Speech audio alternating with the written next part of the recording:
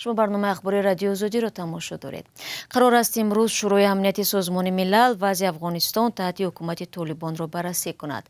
در این نشست گزارشی یونامه دفتر سازمان ملل در این همسایه کشور تاجیکستان بررسی می شود که نشان داده است اوضاع در افغانستان و احوال مردم در مقایسه با سال گذشته بدتر شده است. قبل از برنامه در این باره صحبت داشتیم با فرشته نگاه همکارم از بخش اداری رادیو آزادی و نخست از او درباره محتوای گزارش پرسیدیم.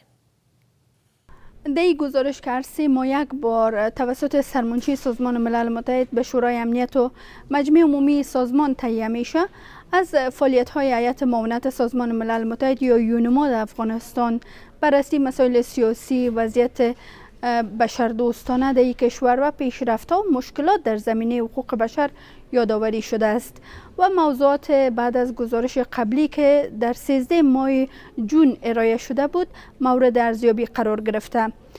در بخش از این گزارش که بر روز 3 شنبه در وبسایت سازمان ملل متحد منتشر شد، گفته شده که با توجه به گزارش ها در مورد اختلافات داخلی، ملا هیبت الله اخندزاده رهبر طالبان ارسال پیام های مبنی بر وحدت و اطاعت را به مردم بیشتر کرده. در این گزارش علاوه بر عملات گروه دولت اسلامی یا داعش و برخی گروه های کوچک دیگر به سیاست های سختگیرانه طالبان علیه زنان و قانون جدید امر به معروف و نهی از منکر اشاره شده و آمده که این قانون زنان را در افغانستان با محدودیت های جدید روبرو کرده. در این قانون که در 21 آگوست امسال اعلام شد، در کنار سایر محدودیت ها آمده که تمام بدن زنان به شمول صورتشان باید پوشیده باشه و صدای زنان نیز عورت خوانده شده است.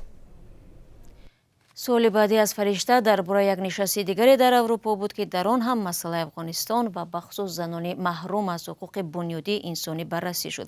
از او خواستیم درباره جزئیات این نشست برای ما بگوید. در آستانه نشست تازه شورای امنیت سازمان ملل متحد در مورد افغانستان، کمیته فرعی پارلمان اروپا در نشست وضعیت کنونی حقوق بشر در افغانستان به روز 3 شنبه به بررسی گرفت. شکریه بارگزای عضو ولسی جرگه در نظام جمهوری مخلوع و فعال حقوق زنان که در این نشست اشتراک داشت، از جامعه جهانی خواسته تا به وضعیت کنونی افغانستان به ویژه وضعیت حقوق بشر در این کشور توجه بیشتر و جدی داشته باشد.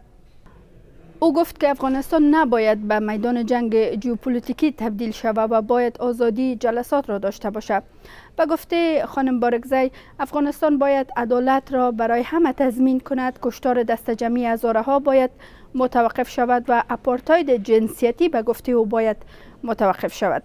قابل یادآوری است که نشست ها در حال در مورد افغانستان برگزار می شوند که حکومت طالبان تاکنون به درخواست های جامعه جهانی به ویژه کشورهای غربی و مدافعان حقوق بشر برای توقف رفتارهای سختگیرانه‌شان با زنان در افغانستان توجه نکرده و این رفتارهایشان را ادامه دادند. بانک سازمان ملل متحد از پالیسی های تند طالبان ابراز نارضایتی کرده، اما گفته که به حمایت از مردم افغانستان و تعامل با حکومت سرپرست طالبان که تا هنوز از سوی هیچ کشور در جهان به رسمیت شناخته نشده است ادامه خواهد داد.